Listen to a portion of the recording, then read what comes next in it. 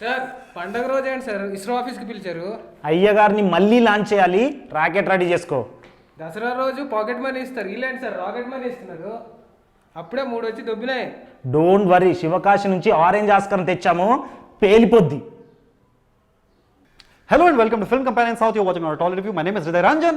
This week's release is Most Eligible Bachelor, directed by Bommarillu Bhaskar, starring Akhil Akkineni and Pooja Hegde. The film features cinematography by Pradesh Verma and music by Gopi Sundar. Now, straight off the bat, I'll have to admit that I consider Bommarillu one of the best Telugu rom-coms. Bommarillu Bhaskar's films usually feature soft-spoken characters who nurture a unique perspective on life and love. But let's talk about this movie. Harsha is an NRI who has come to India for Pelli Choopulu.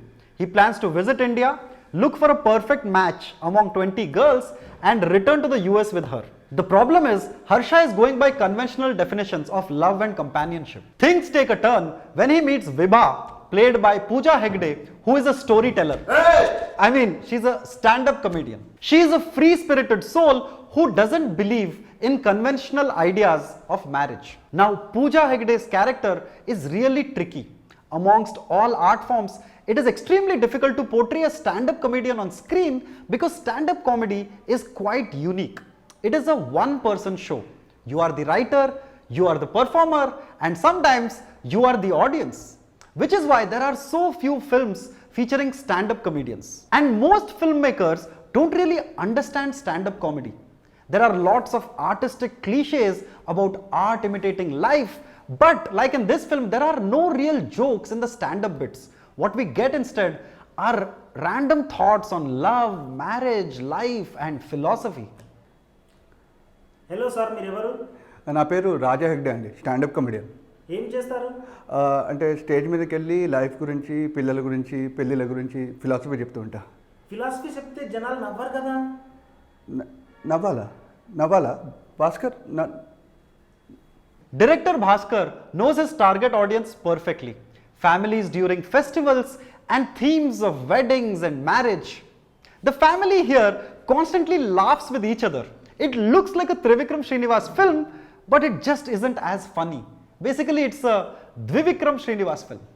To his credit though, the director doesn't let the story sag. In an age when we find most audiences looking into their phones, even in case of a slight lag, we found that the entire hall was watching the movie with keen interest. Much like Bommarillu, it is the transformational story of the two leads who come into their own. For Harsha, it is the Ranbir Kapoor school of transformation, where a person finds out who they really are by traveling the world. What better way to show that a person has grown than by showing him grow his beard? In fact, some of the plot points are directly as those seen in Bommarillu. Ante appudo eppudo ekkado as it is ga unde chali. The transformation of Vibha is also a bit tricky. When we begin, we see her as a strong woman who has her own stance on what she wants in life. But as the film progresses, she begins to peel off layers of her personality, which basically invalidates everything that she believed in and stood for earlier. Director Bhaskar, however, keeps the pace of the film tight. In spite of all the philosophy being spouted, the film does not seem to be cringy, nor does it seem to cheat the audience with gimmicks. It's got its heart in the right place. In terms of performances, the film uses everybody it can employ to garner laughs. The dependable Murli Sharma does justice to his role, as does Vennela Kishore, who peppers the film with his trademark punchlines. Akhil's performance is strictly okay, no thanks to the inconsistencies in costume. The beard acts weird. Also, Akhil's character is inconsistent. Here, Akhil is transformed by the heroine, but he comes back and he begins to transform her. Basically, he is a double agent of change. The real standout in terms of performances is Pooja Hegde, who runs with what the script offers her. She gets a hero introduction scene. She also gets the biggest arc in the movie. It's one of her better performances in a long time. For the most part, Most Eligible Bachelor works when it focuses on its two leads. The film's watered down philosophy of choosing romance over adjustment might not strike a chord with everybody, but the film does get laughs when it's required. Except of course in the stand-up bits.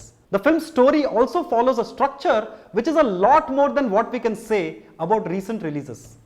If you go in with sky-high expectations, Most Eligible Bachelor might seem like Dumbarilu. But if you go in with zero expectations, Most Eligible Bachelor is Barely Eligible Bachelor. Thank you so much for watching our review of the film Most Eligible Bachelor. Please remember to press the bell icon and subscribe to our YouTube channel. If you do subscribe, you will get a chance to feature in Balaya's new talk show. Sir sir sir మన rocket పైకి వెళ్తుంది sir. ఏ అది rocket కాదు, star Nagarjuna. ఏ అవన్నీ కాదు, అందరూ పెళ్లి చేసుకుంటారు. ఈసారి నేను కూడా పెళ్లి చేసుకుందాం అనుకుంటున్నా. సార్ పెళ్ళికి ఎలిజిబిలిటీ క్యూ ఉండాలి సార్. ఏ I am the most eligible bachelor of commerce.